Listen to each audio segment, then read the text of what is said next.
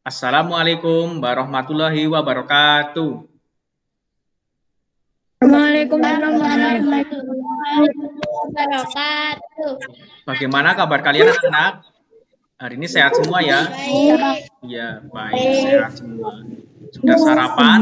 Sudah mandi ya pastinya. Tadi sarapan pakai apa? Ayam? Ikan? Atau apa?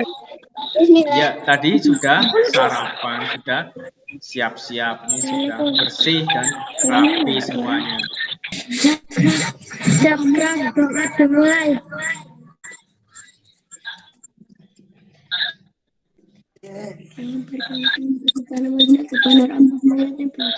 Sudah Mas Alif? Ya, sudah selesai. Iya, Pak Guru cek dulu. Hari ini Mas Alif ya berangkat, Mas Wali, Martasila, dan yang lainnya ya sudah hadir semua. Pak Guru tidak lupa mengingatkan lagi selama masa pandemi ini, kalian harus tetap menjaga kesehatan dan kebersihan. Masih ingat tidak? Untuk menjaganya harus memakai apa? Masker 3M, memakai masker jika berpergian, terus menghindari kerumunan atau berkumpul ya. Terus juga rajin mencuci tangan. Nah, supaya bersih dan terhindar dari virus corona. Terus jangan lupa juga makan makanan yang bergizi. Tidak lupa untuk selalu berolahraga. Nanti hari ini kalian akan belajar tentang sikap yang sesuai dengan Pancasila, sila pertama sampai kelima. Terus ada perubahan alam. Nanti kamu jadi tahu sama gagasan pokok. Nah, setelah kalian berdoa, tentunya kalian sudah lebih siap lagi untuk memulai pembelajaran hari ini. Selanjutnya, kalian sudah siap ya untuk belajar. Untuk menambah semangat lagi, kalian bisa melihat atau menyimak lagu Garuda Pancasila. Biar kalian lebih semangat, coba bareng-bareng ya nyanyikan. Bisa nggak? Akulah pendukungmu, patriot berdaulat, dia berkorban untukmu, Pancasila dasar negara, rakyat adil dan bangsa, kita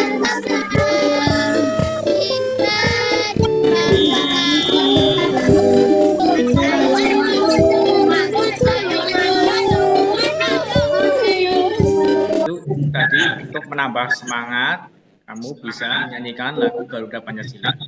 Sekarang kita masuk tentang perubahan alam. Ini di sini ada gambar, kelihatan nggak gambarnya? Kelihatan ya. Di situ ada apa coba yang sebelah kiri? Gambar apa? Kebanjiran, Kak. Betul sekali, Mas Alif. Pintar, kebanjiran atau banjir. Itu biasanya terjadi di daerah mana coba anak-anak yang tahu? Sulawesi. Sulawesi, Pak. Bisa di Jakarta juga ada. Nah, di daerah-daerah kota besar. Kalau yang sebelah kanan itu apa? Ada yang tahu? Kebakaran. Ya, betul sekali, pintar, itu kebakaran. Yang sebelah kanan kebakaran, yang sebelah kiri banjir. Perubahan alam ini merupakan perubahan yang terjadi di alam. Akibatnya dapat berupa perubahan perbaikan alam dan perusakan di alam. Perubahan alam bisa terjadi karena ulah tangan manusia. Nah, ini contohnya yang tangan manusia yang usil ada banjir, kebakaran hutan, tanah longsor. Kalau banjir itu salah satu penyebabkan kan ulah tangan manusia. Biasanya itu ada yang tahu nggak penyebabnya? Kenapa di suatu daerah tersebut terjadi banjir? Karena saluran pembuangan airnya tersumbat. Pembuangan air tersumbat dengan sampah. Misalnya selokannya itu mampet gara-gara warga tersebut sering membuang sampah sembarangan. Terus juga tidak ada daerah resapan air. Nah, pohon-pohonnya diapakan? Ditumbang, digunduli. Nah, itu padahal pohon tersebut sangat berguna untuk apa? Salah satunya menjaga kelestarian air itu di tanah tersebut. Nah, kalau nggak ada pepohonan, dampaknya tersebut salah satunya bisa banjir karena nggak ada yang diserap sih. Kalau sebelah kanan ini kebakaran hutan ini terjadi, salah satunya bisa juga ulah tangan manusia. Ada manusia yang jahil atau iseng membuang putung rokok itu. Nah, jadi hutan tersebut pas musim kemarau atau pas keadaannya kering, api tersebut cepat membesar. Kalau membesar, tidak ada hujan atau tidak segera diatasi, maka akan terjadi kebakaran hutan. Perubahan alam yang disebabkan oleh ulah manusia. Nah, itu ulah tangan manusia. Itu ada perilaku, kalau dikaitkan dengan Pancasila ini, ada beberapa perilaku yang sesuai dan tidak sesuai dengan Pancasila. Contoh sikap yang sesuai dengan penerapan sila Pancasila, sila pertama, yaitu sebagai berikut. Yang pertama, beriman kepada Tuhan Yang Maha Esa sesuai dengan agama dan keyakinan yang dianutnya. Nah, yang pertama ini beriman kepada Tuhan Yang Maha Esa sesuai dengan agama dan kepercayaan masing-masing yang dianutnya. Nah, kalau di siswa-siswi ini SD Negeri 1 Kalapacung semuanya mayoritas beragama Islam. Iya, semuanya Islam, itu 100% Islam. Selanjutnya, yang kedua, tidak memaksakan agama kepada orang lain.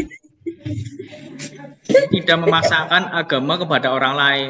Misalnya, nanti kalau kalian sudah masuk SMP, pasti berteman dengan anak dari agama lain itu pasti ada. Kalau biasanya masih lingkupan SD itu kebanyakan atau hampir semuanya itu masih Islam. Nah, kalau sudah masuk di SMP ada yang beragama mungkin Kristen atau mungkin apalagi Hindu, Buddha. Nah, kamu dalam bergaul atau berteman tidak boleh memaksakan agama kepada teman kamu. Paham? Ini sesuai dengan sila pertama. Selanjutnya lagi. Yang ketiga, rajin beribadah. Yang keempat. Yang ketiga ini rajin beribadah. Rajin beribadah sesuai dengan agamanya masing-masing. Selanjutnya, contoh sikap yang sesuai dengan sila Pancasila yang kelima, yaitu sebagai berikut. Yang pertama, berbuat baik dan saling membantu serta gotong royong. Yang kedua, menjaga keseimbangan antara hak dan kewajiban. Yang ketiga, menghormati hak-hak orang lain. Yang keempat, suka memberi pertolongan kepada orang lain. Yang kelima, tidak melakukan perbuatan yang merugikan kepentingan umum. Dan yang keenam, menghukum kepada para pelanggar hukum meskipun kepada seorang pejabat. Nah, ini sila kelima. Penerapannya berbuat baik dan saling membantu dan gotong royong, menjaga keseimbangan antar hak dan kewajiban, menghormati hak orang lain, suka memberi pertolongan kepada orang lain, tidak melakukan perbuatan yang merugikan kepentingan umum. Nah, ini menghukum kepada para pelanggar hukum meskipun seorang pejabat. Jika salah ya harus dihukum. Nah, berikutnya ini sikap atau perilaku yang tidak sesuai. Kalau yang tadi itu sesuai, ini yang tidak sesuai. Nah, ini yang pertama kaitannya dengan sila pertama. Ini menunda-nunda dalam hal beribadah. Ini tidak boleh. Ini berarti kalau kamu menunda-nunda bahkan tidak melaksanakan kewajiban kamu sebagai orang lain untuk agama Islam, berarti kamu sikapnya tidak sesuai dengan sila pertama. Yang kedua, ini apa, memaksa orang lain untuk memeluk suatu agama ini juga dilarang. Tidak boleh memaksa. Atau ini menghina, merendahkan ajaran agama lain. Ini juga sangat tidak sesuai dengan sila pertama.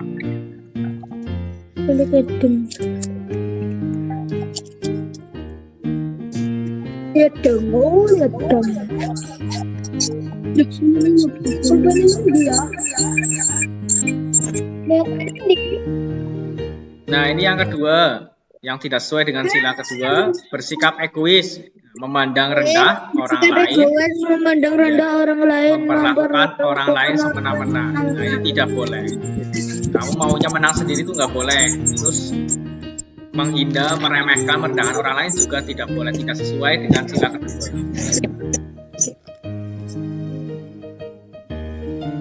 Nah, sila ketiga, ini mengutamakan kepentingan pribadi, ini tidak sesuai. Harusnya kepentingan umum yang diutamakan. Tidak memakai produk dalam negeri, ini juga tidak sesuai dengan sila yang keempat, bersikap otoriter dalam memimpin, mengambil keputusan secara sepihak, memihak salah satu pihak demi kepentingan pribadi. Nah, ini yang tidak sesuai dengan sila keempat. Harusnya musyawarah mufakat, malah bersikap otoriter dan sebagainya.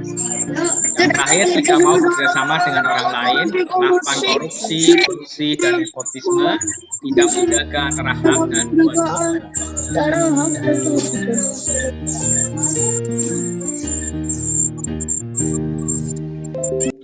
Ide pokok ini merupakan gagasan yang menjadi dasar sebuah paragraf. Ide pokok disebut juga dengan gagasan utama. Ide pokok disajikan ke dalam bentuk kalimat utama. Kalimat utama yang memuat ide pokok ini biasanya berada di awal, di tengah, atau di akhir. Biasanya kebanyakan di awal. Nah, kalimat pengembang adalah kalimat yang mengembangkan kalimat utama yang menyajikan ide pokok. Contoh paragraf dengan ide pokok dan kalimat pengembang. Ide pokoknya di sini bernapas yang baik. Kalimat pengembangannya, jika kita bernapas melalui mulut, udara tidak disaring. Udara yang kotor yang akan masuk dan menyebabkan gangguan pernapasan. Nah, ini ada bacaan nilai-nilai yang terkandung dalam sila-sila Pancasila. Di situ Pak Guru sudah membagikan LKPD-nya atau lembar soalnya, bisa kalian lihat, itu ada semuanya. Selanjutnya, tugasnya kalian adalah mengerjakan LKPD lembar kerja peserta didik yang ada di fotokopian tersebut yang Pak Guru sudah bagikan. Dicek dulu, ada nggak? Sudah ya? Ini Pak. Ya betul, kamu mulai mengerjakan coba. Nanti juga Pak Guru memberikan soal evaluasi, dikirim melalui grup WhatsApp. Nanti kalian mengerjakan di situ. Nah, sampai di sini kalian tadi sudah belajar tentang apa saja? Apa coba?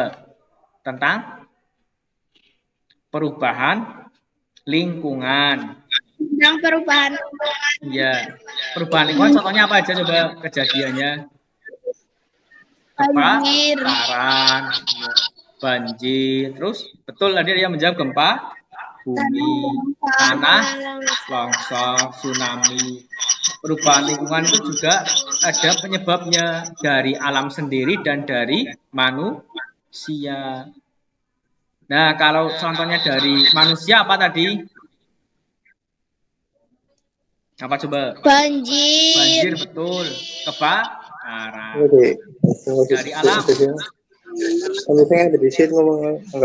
Dari alam apa tadi?